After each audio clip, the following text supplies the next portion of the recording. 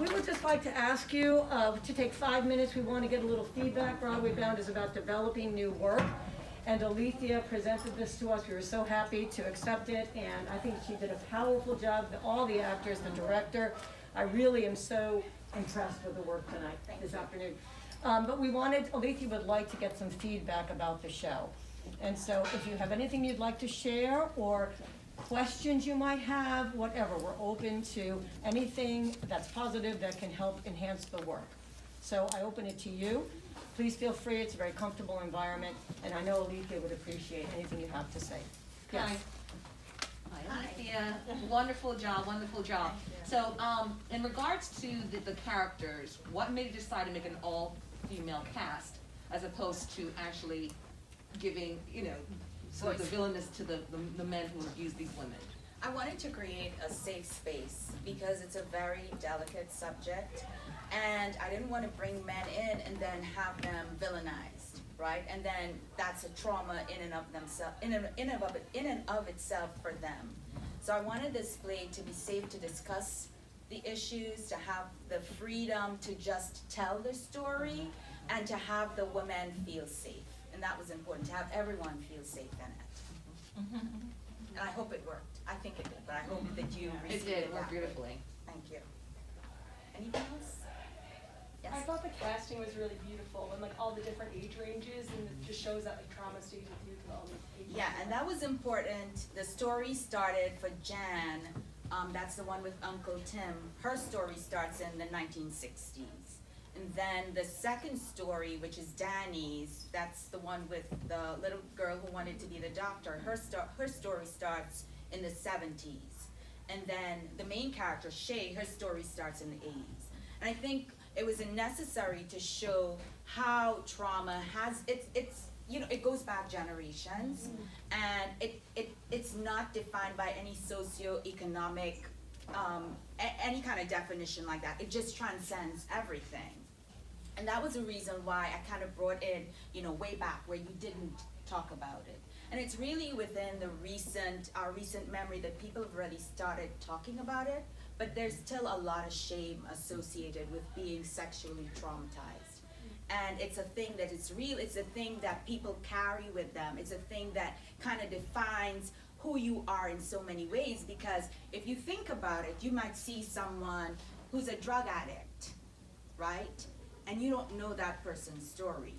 Or you may see someone who's all suited up and they look like they got it together, but you don't know what's going on inside. You don't know what's going on behind closed doors. You don't know the trauma they're carrying. So I wanted to show this kind of, you don't know, and I wanted to show them at different stages, when they got it together and when they haven't had it together, when they're struggling, what that struggle looks behind closed doors.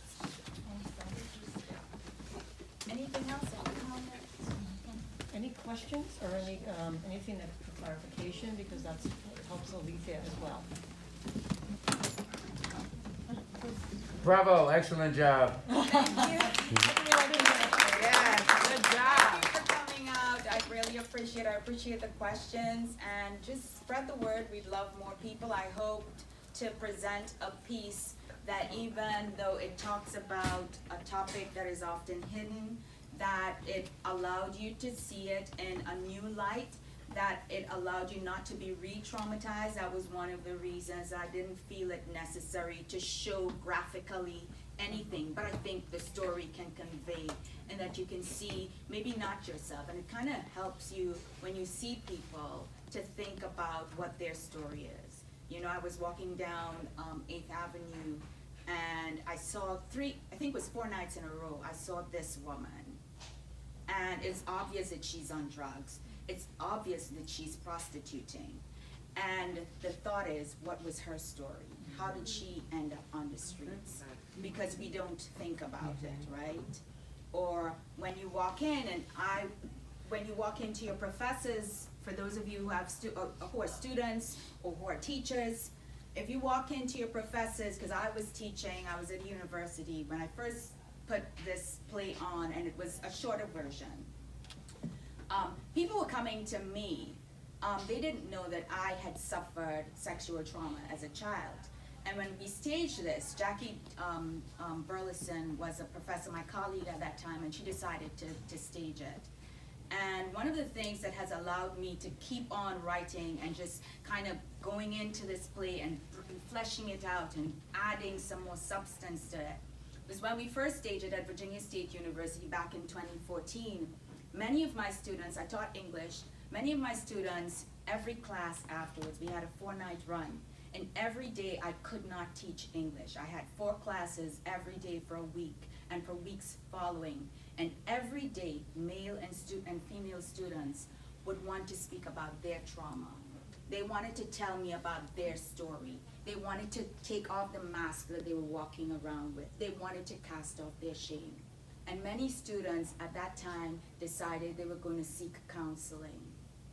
And so that was one of the main reasons why I kept at it. I put it down for a while, I picked it back up, I went back in it, and when I submitted it and I spoke with Lenore, I was just really joyful for an opportunity to bring it to another audience.